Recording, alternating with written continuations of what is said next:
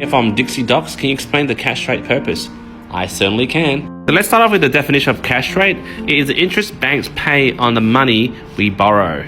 So what that means in a nutshell is that that's the original price that banks buy their money for. For example, this pen on a wholesale price might be $1. But when you buy it at the retailers, they might mark it up to $5. So the banks or the wholesaler, they make a $4 profit. Now, the supposed wholesaler I was referring to in the example of this pen is called the RBA, the Reserve Bank of Australia. They set the cash rate. Right now, the current cash rate that is set by the RBA is 0.85%. Now, again, that is the wholesale price that is set by the banks. But then when the banks lend them out, for example, Commonwealth Bank, they're lending the money out for $1 at 2.25% interest rate. So effectively, they're making up 1.4% margin on the cash they're lending out to you. So back to the pen example, this pen cost me 85 cents to buy wholesalely. I sell it to you for $2.25. I made $1.40 in profit.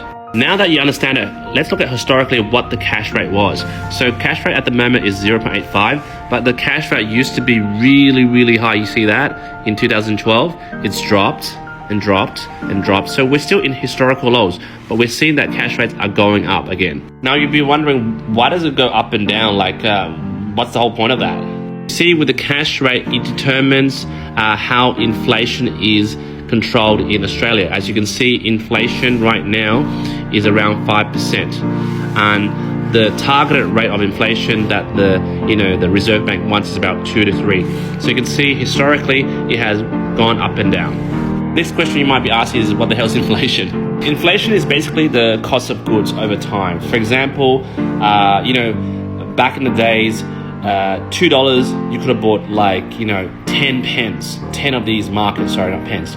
But now in 2022, $2 can only buy 1 pen, but you used to be able to buy 10 pence before.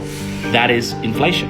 Now, to quote this man over here, which is Philip Lowe, which is the governor of the Reserve Bank, basically he's like the boss of the Reserve Bank. He makes all the decisions. He says that high inflation damages the economy, reduces the purchasing power of people's income, and devalues people's savings.